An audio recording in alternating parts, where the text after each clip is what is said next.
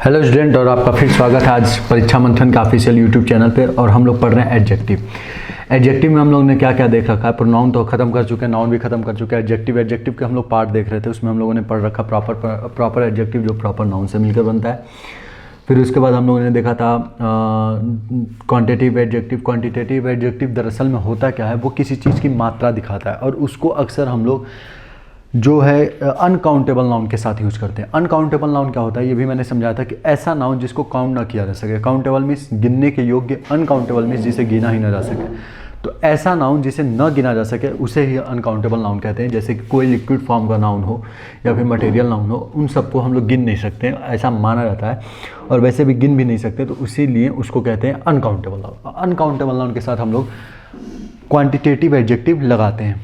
लेकिन कभी कभी कुछ क्वांटिटेटिव एडजेक्टिव न्यूमरल एडजेक्टिव की तरह भी काम करते हैं। जैसे हम लोगों ने देखा था अ लॉट ऑफ, प्लेंटी ऑफ, ये सब न्यूमरल एडजेक्टिव के रूप में भी काम करते हैं। ये दरअसल में ये ऐसी काउंटेबल नाउन के आगे भी यूज होते हैं। लेकिन एक मैंने वहीं पर एडजेक्टिव समझाया था, लिटिल। लिटिल कैसा एडजेक्टिव होता है? लिटिल एक ऐसा एडजेक्टिव होता है जो कि दरअसल में कभी भी किसी काउंटेबल नाउन के साथ नहीं आता। वो हमेशा क्वांटिटेटिव एडजेक्टिव की तरह ही काम करता है। अनकाउंटेबल नाउन के साथ ही हम लोग क्वांटिटेटिव लिटिल का प्रयोग करते हैं। वहीं पे हम लोगों ने फ्यू देखा था। फ्यू हमेशा काउंटेबल नाउन के साथ यूज होता है। तो अभी हम लोग बस देख लेते हैं कि कौन सा एडजेक्टिव के कितने प्रकार होते हैं, उनको कैसे हम लोग डिस्टिंग्विश करते हैं कि ये यही एडजेक्टिव है, वो देख लेते हैं। उसके बाद मैं little, few, a few, the few होता है, लिटिल होता है, अ लिटिल होता है, द लिटिल होता है। ये तीन फॉर्म होते हैं लिटिल के। कौन कौन से? Little, a little, the little. Few के कौन कौन से form? Few, a few, the few. तो ये तीनों फॉर्म कब कहाँ यूज करते हैं वो हम लोग देखेंगे, ठीक है। तो हम लोग पढ़ रहे थे क्वांटिटेटिव एडजेक्टिव। क्वांटिटेटिव एडजेक्टिव पढ़ चुके थे। न्यूमरल एडजेक्टिव को मैंने बस ऐसे ही समझा के और छोड़ दिया था। तो दरअसल में न्यूमरल एडजेक्टिव होता क्या है? न्यूमरल का मतलब होता है संख्या। जो किसी नाउन की संख्या को दिखाने लगे उसी को कहते हैं न्यूमरल एडजेक्टिव। अब वहीं पर न्यूमरल एडजेक्टिव भी दो प्रकार के हो रहे थे। जैसे मैंने बोला था, जैसे मैं कह दूँ न्यूमरल एडजेक्टिव कैसे किसको कहते हैं, देखिए। जैसे मैंने बोला आई है 10 पेन्स, ठीक है। मेरे पास 10 पेन है, ठीक है। मेरे पास कितने पेन है? 10 पेन है। तो मेरे पास पेन है, पहले तो ये मेरे पास पेन है। कितने पेन है? तो उसकी संख्या बताया इस 10 ने। तो ये 10 किसके बारे में जानकारी दिया? पेन की संख्या के बारे में जानकारी दिया। तो ये पेन क्या हुआ? पहले तो नाउन है, और जो वर्ड किसी नाउन के बारे में जानकारी देता है उसे एडजेक्टिव कहते हैं। तो ये 10 क्या हो गया? एडजेक्टिव, ठीक है। अब कैसा एडजेक्टिव है? ये इसके बारे में जानकारी दे रहा है। कैसी जानकारी दे रहा है? उसकी गिनती बता रहा है कि 10 पेन है। तो ये हुआ न्यूमरल एडजेक्टिव। क्या हुआ? न्यूमरल एडजेक्टिव, ठीक है। क्या हुआ? Numeral adjective. अब देखिए, न्यूमरल एडजेक्टिव दरअसल में दो तरीके से किसी चीज़ की संख्या बता सकते हैं। न्यूमरल एडजेक्टिव दरअसल में किसी चीज़ की दो तरह से संख्या बता सकते हैं। पहली बात तो ये कि न्यूमरल एडजेक्टिव हमेशा किसके साथ यूज होता है? काउंटेबल नाउन के साथ। किसके साथ यूज होता है? काउंटेबल नाउन के साथ, ठीक है। जिसको गिनेंगे आप उसी की तो संख्या बता पाएंगे। जिसको आप गिन पाएंगे उसी की तो संख्या बता पाएंगे। अब मैं आपसे कहूँ रेत कितना है, कितना रेत है, तो आप उसको गिन ही नहीं सकते, तो उसकी संख्या क्या बताएंगे? आप उसकी क्वांटिटी बता सकते हैं कि 1 किलो रेत है। आप उसकी मात्रा बता सकते हैं कि वो 1 किलो रेत है, लेकिन कितना रेत है ये नहीं बता सकते हैं, ठीक है। इसी तो जिसको आप गिन ही नहीं सकते उसके आगे न्यूमरल एडजेक्टिव यूज ही कैसे करेंगे जब आपको पता ही नहीं है कि वो कितना है, ठीक है। तो न्यूमरल एडजेक्टिव उसी नाउन के आगे आता है जो कि काउंटेबल होता है। जैसे कि पेन मैं गिन सकता हूं कितना पेन है, तो ये 10 क्या हो गया? एडजेक्टिव। कैसा एडजेक्टिव? Numeral adjective. लेकिन संख्या बताने के भी कई तरीके होते हैं। ये सब मैं पिछली क्लास में बता सकता हूं, लेकिन न्यूमरल एडजेक्टिव समझा रहा हूं तो यहाँ पे भी एक्सप्लेन करता हूँ। संख्या बताने के भी दो तरीके होते हैं। कभी कभी इंसान किसी चीज़ को बिना गिने बता देता है कि मेरे पास बहुत सारे पेन हैं। जैसे मान लीजिए मैं पढ़ रहा था, मुझको किसी ने बुलाया और कहा कि तुम्हारे पास पेन है, तो मैंने बड़े कॉन्फिडेंस से बोला यार मेरे पास बहुत सारे पेन हैं। मुझे पता नहीं है, मैंने गिनती नहीं की है कि कितने पेन हैं, लेकिन ये जरूर तय है कि मैं उसको गिन सकता हूँ। मेरे पास जितने भी पेन है उनको मैं काउंट कर सकता हूँ, लेकिन बिना काउंट किए अभी इनडेफिनिट तरीके से मैंने बता दिया, अनिश्चित रूप से बता दिया कि मेरे पास अनिश्चित पेन है। मतलब कि है बहुत सारे पेन, पर कितने हैं मुझे नहीं पता, ठीक है, लेकिन गिना जा सकता है। तो ऐसे सिचुएशन के लिए जैसे मैंने बोला I have a lot of pens, a lot of pens, ठीक है। मेरे पास कितने पेन है? बहुत सारे पेन है। तो ये जो अलॉट ऑफ है, ये जो अलॉट ऑफ है, ये भी पेन की संख्या ही बताएगा, ठीक है, लेकिन पता नहीं कितनी पेन है, तो ये इनडेफिनिट हो गया, इनडेफिनिट हो गया, क्योंकि पता नहीं है ना कितने पेन है, तो ये इनडेफिनिट हो गया। अब चूंकि ये काउंटेबल नाउन है, इसको गिना जा सकता है, तो वो इनडेफिनिट न्यूमरल एडजेक्टिव हो गया।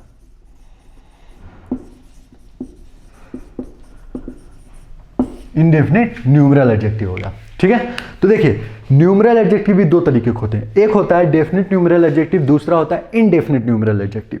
डेफिनिट न्यूमरल एडजेक्टिव क्या होता है, वो दरअसल में काउंटेबल नाउन की जितनी काउंटिंग होती है करेक्ट उतना नंबर बताता है। जैसे कि ये 10 पेन्स, मतलब 10 पेन्स का मतलब 10 ही पेन है, ना तो एक उससे कम 9 या उससे एक ज़्यादा 11। मेरे पास ना 9 पेन है ना 11 पेन है, मेरे पास 10 पेन है। ये निश्चित कर दिया, इस 10 ने बता दिया कि पेन की संख्या 10 ही है। कंफर्म हो गया, ये बात डेफिनिट हो गया, निश्चित हो गया कि यही पेन जो है वो पेन जो क्या है कितना है 10 है।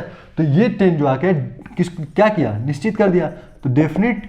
ठीक है, डेफिनिट कर दिया। अब कैसा एडजेक्टिव, न्यूमरल एडजेक्टिव, तो definite numeral adjective, definite numeral adjective. समझ में आया? तो न्यूमरल एडजेक्टिव भी दो तरीके का होता है, इनडेफिनिट न्यूमरल एडजेक्टिव और definite numeral adjective. Definite numeral adjective क्या होता है, वो दरअसल में किसी काउंटेबल नाउन की संख्या बता देता है एकदम निश्चित रूप से। इनडेफिनिट न्यूमरल एडजेक्टिव क्या होता है, वो किसी नाउन की संख्या बताता है पर इनडेफिनिट रूप में। ठीक है, इनडेफिनिट रूप में। जैसे मैंने बोला कि मान लीजिए आपके घर बगीचा है, ठीक है, तो किसी ने आपको चिढ़ाने को बोला आज मैं 10 आम खाया हूँ, ठीक है, या फिर किसी ने चिढ़ाने के लिए आपको बोला कि मेरे पास 10 आम है, आज मेरे घर 10 आम आया है। आपने बोला, आपने उसको टॉन्ट मारते हुए, टॉन्ट का मतलब होता है उसको मजाकिया कोई ऐसी बात जो किसी को हर्ट करे, उसे टॉन्ट कहते हैं, टॉन्ट। तो आपने टॉन्ट मारते हुए कहा कि यार तुम्हारे पास 10 आम है, मेरे पास तो बहुत सारे आम है। तो आपने वहाँ पे बहुत सारे आम बोला, लेकिन आप ऐसा नहीं है कि आम को गिन ही नहीं सकते, आप आम की काउंटिंग कर सकते हैं, आप आम को गिन सकते हैं, बता सकते हैं कि कितना आम है। ठीक है, लेकिन आपने काउंट नहीं किया है अभी, तो इनडेफिनिट रूप से बोल दिया कि मेरे पास बहुत सारे आम है, तो वहाँ पे यूज किया अ लॉट ऑफ मैंगोज। ठीक है, अ लॉट ऑफ मैंगोज। तो याद रखिएगा, जब काउंटेबल नाउन के आगे कोई एडजेक्टिव यूज होता है और वो उसकी संख्या बताए, तो वो पहले तो बात न्यूमरल एडजेक्टिव होगा। सबसे पहली बात ये मैं वो क्वांटिटेटिव एडजेक्टिव में भी बता चुका हूँ, ये ट्रिक यहाँ भी बता रहा हूँ। इतना एफर्ट लगाने के बाद अगर जो आपको नहीं समझ में आया तो देखिए, अगर किसी काउंटेबल नाउन के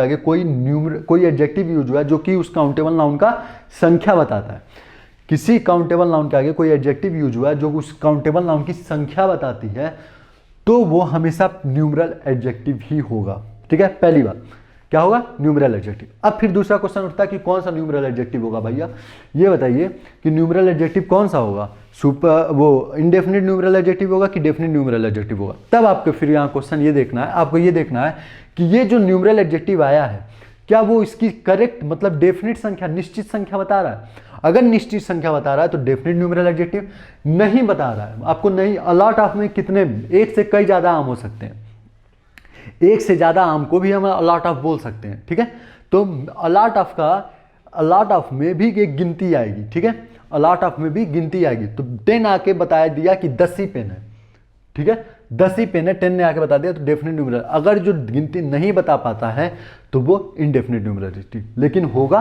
न्यूमरल एडजेक्टिव ही। दूसरी बात याद रखिएगा, पहली बात तो ये बताइए आपको 1 2 3 4 5 6 7 8 9 10 100 1000 मिलियन ट्रिलियन, ये तो आपको पता ही होगा ना। तो ये जितने भी आएंगे यहाँ पे किसी नाउन के पहले, वो हमेशा न्यूमरल एडजेक्टिव होते हैं और डेफिनिट न्यूमरल एडजेक्टिव होते हैं। इनडेफिनिट न्यूमरल एडजेक्टिव क्या होता है, ये भी आपको समझा दिया। एक एग्जांपल और लेते हैं, ठीक है।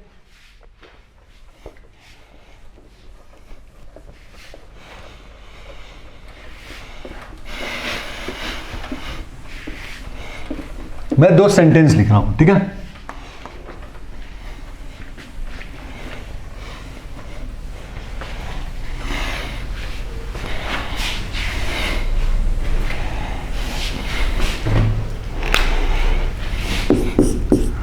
I have 2 pens and a lot of, या फिर some, या फिर many,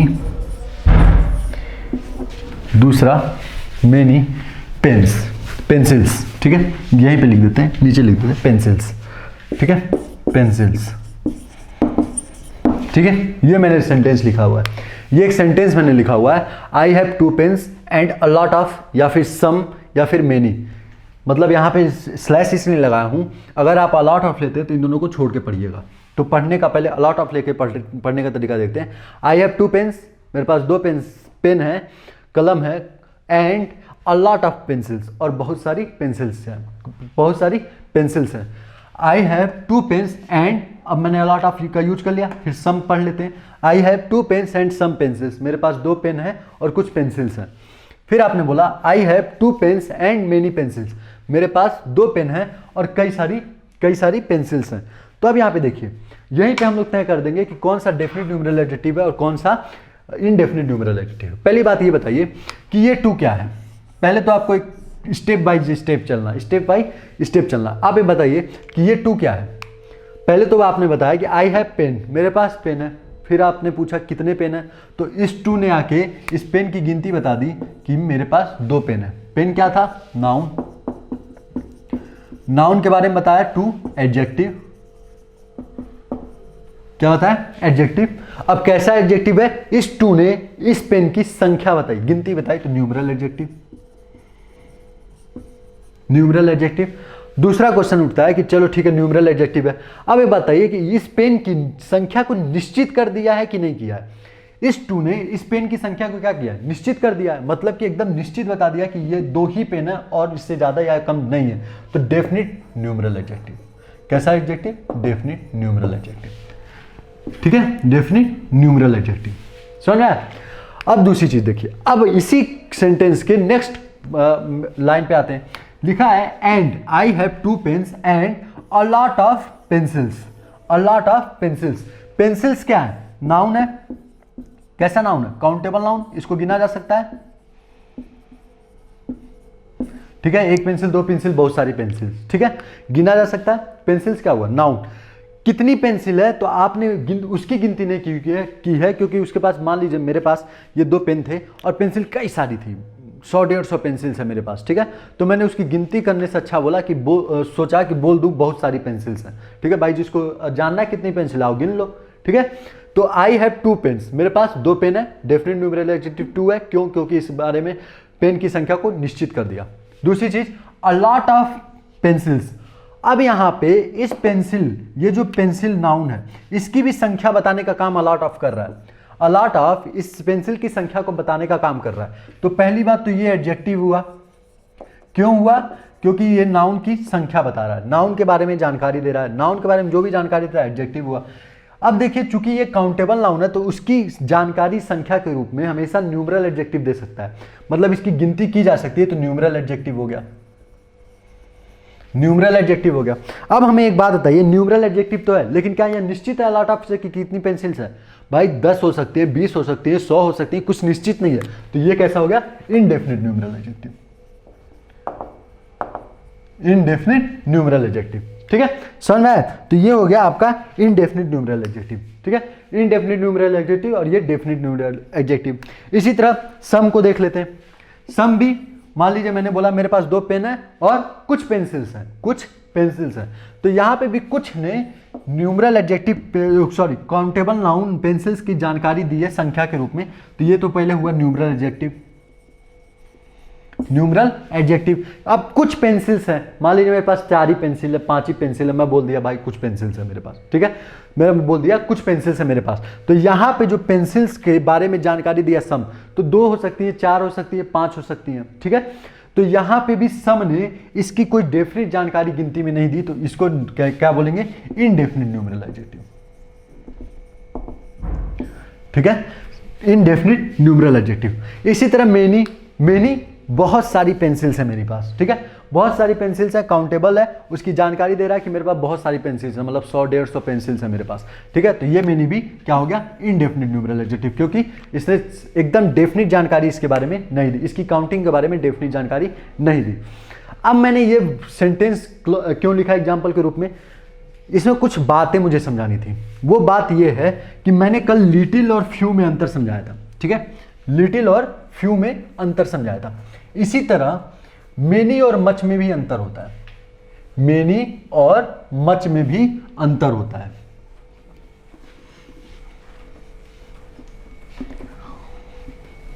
मेनी और मच में भी अंतर होता है। इसको थोड़ा ध्यान से समझिएगा जो मैं आप समझाने जा रहा हूं, ठीक है। मैं यहीं पे आपको समझाते चल रहा हूं ताकि आप अभी अभी ताज़ा समझे। Numeral adjective, definite numeral adjective, indefinite numeral adjective, quantitative adjective, ये सब अभी ताज़ा समझे। तो इन सब चीज़ों को अभी मैं समझा दूंगा तो आप रिलेट कर ले जाएंगे, ठीक है। तो इस चीज़ को मैं अभी समझा रहा हूँ। जैसे मैंने एक सेंटेंस लिखा, आई हैव, देखिए उस सेंटेंस को लिखने से पहले कुछ चीज़ें समझ लीजिए, वो मैं समझा दे रहा हूँ। यहां है क्वांटिटेटिव एडजेक्टिव,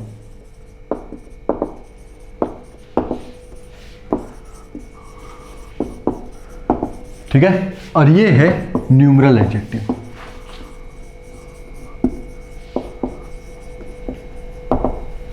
देखिए मैं कुछ स्पेशल आपको वर्ड बता रहा हूं जो कि बस क्वांटिटेटिव एडजेक्टिव के साथ यूज होता है और बस न्यूमरल एडजेक्टिव के साथ यूज होता है। बाकी ये जो वर्ड है a lot of, some, plenty of, ये दोनों के साथ यूज होते हैं। बस अंतर ये है कि काउंटेबल नाउन के आगे जब यूज होता है a lot of, some, plenty of, तो वो न्यूमरल एडजेक्टिव हो जाता है। और कैसा numeral adjective? Indefinite numeral adjective. अगर वो a lot of, plenty of, some use होता है क्वांटिटेटिव एडजेक्टिव में, किसी अनकाउंटेबल नाउन के आगे, तो वो क्वांटिटेटिव एडजेक्टिव हो जाता है। इसमें तो होता ही नहीं है डेफिनेट इंडेफिनिट, ठीक है। अब देखिए न्यूमरल एडजेक्टिव और क्वांटिटेटिव एडजेक्टिव में कुछ स्पेशल वर्ड होते हैं जो कि बस उन्हीं के साथ यूज होते हैं। उसमें पहले क्वांटिटेटिव एडजेक्टिव में देख लेते हैं। क्वांटिटेटिव एडजेक्टिव में एक वर्ड होता है लिटिल। लिटिल, ये लिटिल हमेशा क्वांटिटेटिव एडजेक्टिव के रूप में ही काम करता है और ये हमेशा अनकाउंटेबल नाउन के साथ यूज होता है। अनकाउंटेबल नाउन के साथ यूज होता है। ये लिटिल जो है वो हमेशा अनकाउंटेबल नाउन के साथ ही यूज होता है। क्यों यूज होता है अनकाउंटेबल नाउन के साथ? क्योंकि ये क्वांटिटेटिव एडजेक्टिव है और क्वांटिटेटिव एडजेक्टिव हमेशा अनकाउंटेबल नाउन के साथ ही यूज होता है।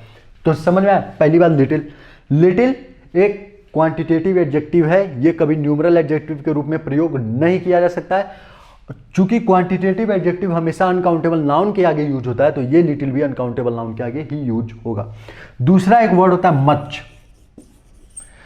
मच भी क्वांटिटेटिव एडजेक्टिव ही की तरह बस यूज होता है। मच भी क्वांटिटेटिव एडजेक्टिव की तरह ही बस यूज होगा। इसके अलावा इसका कोई दूसरा कार्य नहीं है। ये न्यूमरल एडजेक्टिव की तरह नहीं यूज हो सकता है। अब चूंकि एक मच जो है ये बस क्वांटिटेटिव एडजेक्टिव की तरह यूज हो सकता है तो ये भी बस अनकाउंटेबल नाउन के साथ यूज होगा। तो ये भी बस अनकाउंटेबल नाउन के साथ यूज होगा। अभी के लिए बस आपको इतना समझना है। दूसरा, अब आ जाते हैं फ्यू, न्यूमरल एडजेक्टिव में। न्यूमरल एडजेक्टिव में एक वर्ड होता है फ्यू, FEW, फ्यू। फ्यू जो है ये बस न्यूमरल एडजेक्टिव की तरह काम करता है। ये कभी भी क्वांटिटेटिव एडजेक्टिव की तरह काम कर ही नहीं सकता। ये फ्यू न्यूमरल एडजेक्टिव की तरह काम करता है। इसका मतलब कि ये फ्यू काउंटेबल नाउन के साथ ही यूज होगा। काउंटेबल नाउन के साथ ही यूज होगा, ठीक है। क्यों? क्योंकि न्यूमरल एडजेक्टिव हमेशा काउंटेबल नाउन के साथ यूज होता है। क्वांटिटेटिव एडजेक्टिव अनकाउंटेबल नाउन के साथ यूज होता है। इसलिए लिटिल और मच का यूज हमेशा अनकाउंटेबल नाउन के पहले होता है। इसी तरह फ्यू है, फ्यू बस न्यूमरल एडजेक्टिव की तरह काम कर सकता है तो इसलिए वो काउंटेबल नाउन के साथ है, काउंटेबल नाउन के साथ यूज होगा, बस काउंटेबल नाउन के साथ। अब इसी तरह एक और वर्ड होता है मेनी। मैंने इसीलिए पिछले एग्जाम्पल में मेनी लिखा था, ठीक है, ताकि मैं उसको समझा सकूं। मेनी जो है ये भी बस न्यूमरल एडजेक्टिव की तरह काम करता है। ये जब भी आपको फ्यू और मेनी दिखे तो आपका जो अप्रोच रहेगा वो ये रहेगा कि उसके आगे काउंटेबल नाउन आना चाहिए। मतलब अगर जो ये दोनों वर्ड ये भी काउंटेबल नाउन के साथ ही यूज होता है। अगर ये दोनों वर्ड किसी अनकाउंटेबल नाउन के आगे यूज हुए, अगर ये दोनों वर्ड किसी अनकाउंटेबल नाउन के पहले यूज हुए, अगर ये दोनों वर्ड किसी अनकाउंटेबल नाउन के पहले यूज हुए तो वो गलत हो जाएगा। और सेम सिनेरियो यहां है, अगर ये दोनों वर्ड किसी काउंटेबल नाउन के पहले यूज हो जाए तो ये गलत हो जाएगा। समझ में आया चीजें? ये कभी भी काउंटेबल नाउन के आगे नहीं यूज हो सकते हैं और ये कभी अनकाउंटेबल नाउन के आगे यूज नहीं हो सकते हैं, ठीक है। और ये हमेशा अनकाउंटेबल नाउन के आगे यूज होंगे, ये काउंटेबल नाउन के आगे यूज होंगे, ठीक है। अब इस पे एक एग्जांपल देखते हैं। मैं ये चीज समझा रहा हूं, आप लोग अपने लैंग्वेज में लिख लीजिए या फिर इसका स्क्रीनशॉट ले लीजिए, रखे रहिए। जब भी कंफ्यूजन हो तो खोला और देख लिया, ठीक है। अब तो मोबाइल इतना एडवांस हो गया है कि स्क्रीनशॉट लीजिए, काम खत्म, लेक्चर बनाने की जरूरत भी नहीं, वो नोट्स बनाने की जरूरत ही नहीं। उसी को कंपाइल कर लीजिए, पीडीएफ बना लीजिए, ठीक है। कभी कभी मोबाइल का सही यूज भी किया कीजिए, वैसे भी सरकार चाह रही है सही यूज करें, आप जबरदस्ती नहीं उसके साथ तो जबरदस्ती ही सही।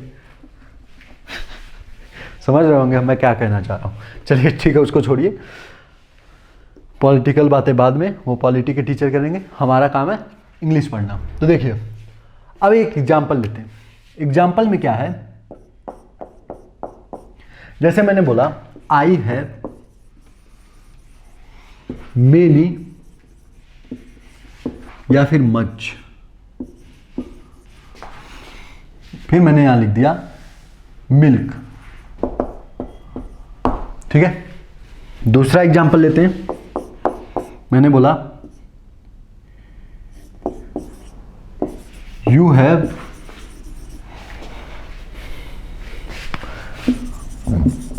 Many much pens. तीसरा एग्जाम्पल लिखा आई हैव वेस्टेड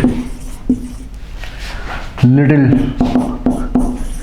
या फिर फ्यू,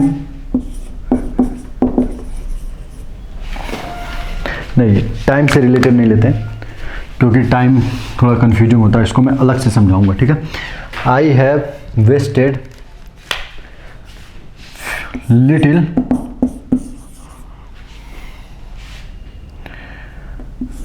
या फिर few, I wasted little few water, ठीक है। आई वेस्टेड है हटा दिया यहाँ से क्योंकि वो थोड़ा सा स्ट्रक्चरल प्रॉब्लम हो जाता आपको, ठीक है। वैसे वो प्रेजेंट परफेक्ट बनता, हैज हैव के साथ जब थर्ड फॉर्म लेते हैं तो वो प्रेजेंट परफेक्ट टेंस होता है। टेंस जब पढ़ेंगे तो उसको देखेंगे। तो ये तीन मैंने लिए, चौथा ले लेते हैं मैंने, हाँ यू कैन ईट फ्यू और मच, सॉरी फ्यू या लिटिल, फ्यू या लिटिल, लिटिल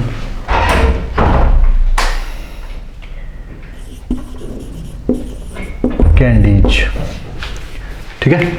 अब देखिए ये मैंने सेंटेंस लिखा, 4 सेंटेंस लिखा है और यहीं पे लिटिल, फ्यू, मच, मेनी चारों को मैं समझा दूंगा इसी 4 एग्जाम्पल में और बहुत अच्छे से समझाऊंगा। अब आप क्या कीजिए, ये 4 एग्जाम्पल आपको नहीं लिखने हैं, आप क्या कीजिए कॉपी बंद कीजिए, पेन बंद कीजिए, रख दीजिए, पूरा कंसंट्रेशन इस पे लगाइए, ठीक है।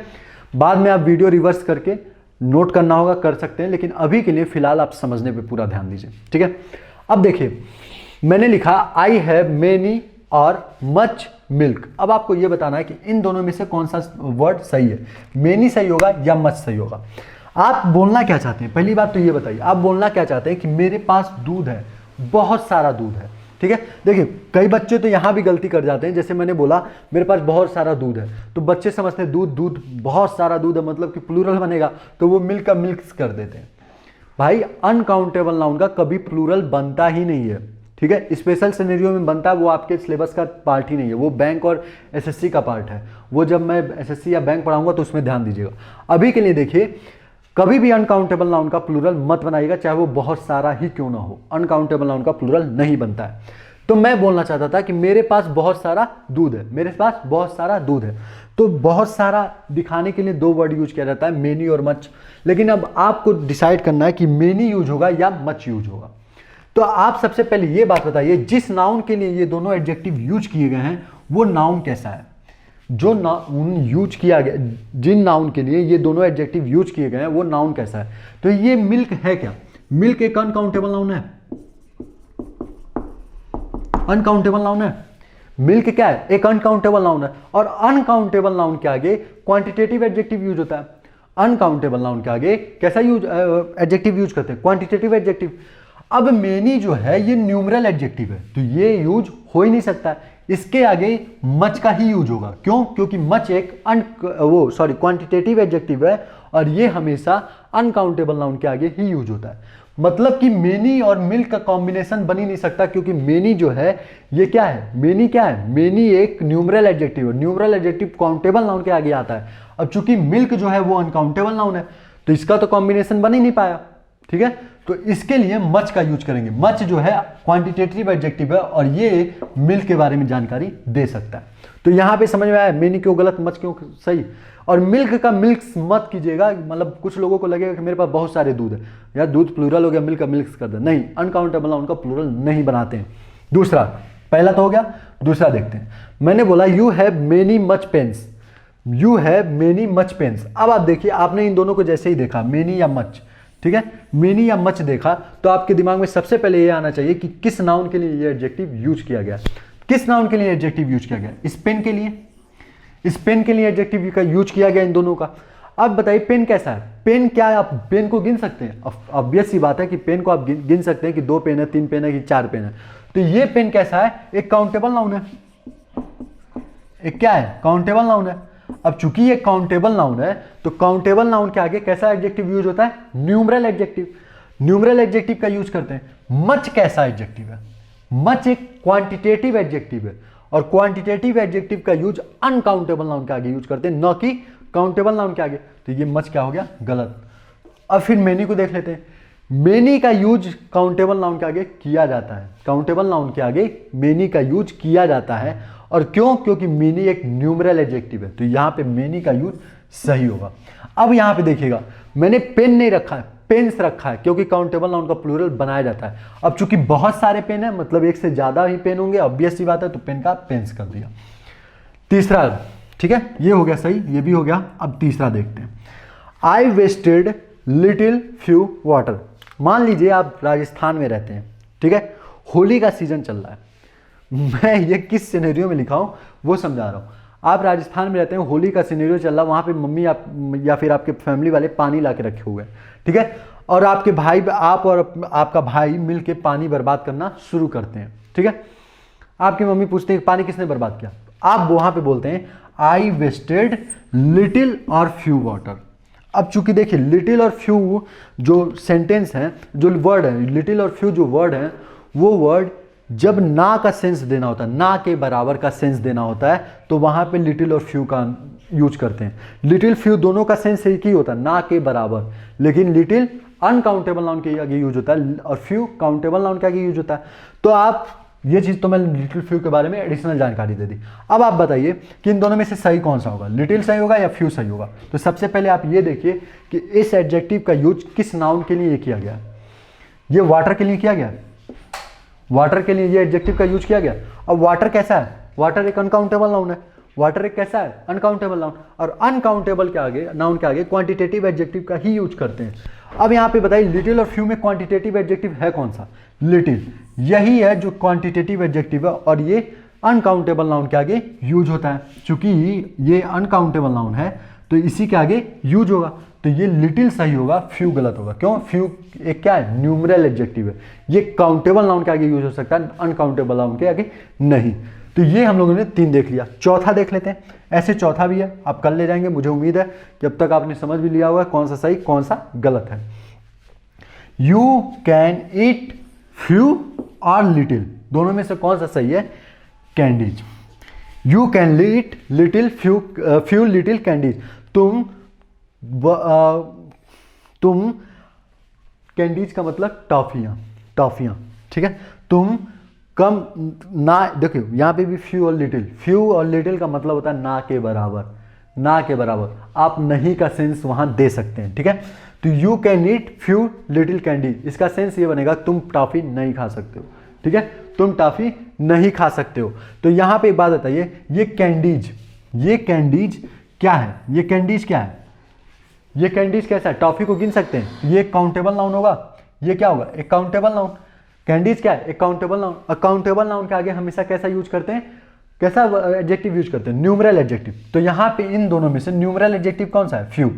यही है जो काउंटेबल नाउन के आगे यूज हो सकता है। मेनी लिटिल नहीं यूज हो सकता, क्योंकि ये क्वांटिटेटिव एडजेक्टिव है, ये अनकाउंटेबल नाउन के आगे यूज हो। तो समझ में आया आपको? 4 एग्जाम्पल दिए, चारों से आपको बहुत अच्छे से डिटेल में समझा दिया। एक चीज और ट्रिक समझ लीजिए, अगर जो आपको इतना समझाने के बाद भी नहीं समझ में आया तो ट्रिक समझ लीजिए। जब कभी भी मच और लिटिल का यूज हम लोग करते हैं, जब कभी भी मच और लिटिल का यूज करते हैं, तो जिस नाउन के लिए उसका यूज किया गया होता है, जिस नाउन के लिए उसका यूज किया गया होता है, उस नाउन का प्लूरल नहीं बना होता है।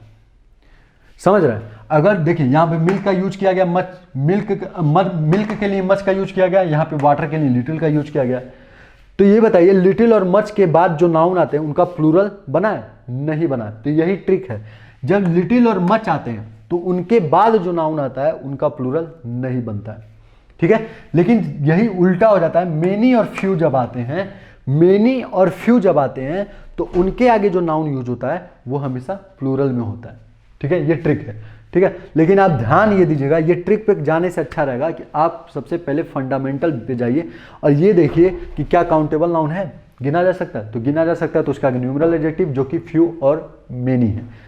नहीं गिना जा सकता अनकाउंटेबल नाउन तो फिर क्वांटिटेटिव एडजेक्टिव जो कि मच और लिटिल है। बाकी के जो वर्ड होते हैं a lot of some, many, many नहीं, a lot of some, plenty of, ये दोनों की तरह यूज कर सकते हैं।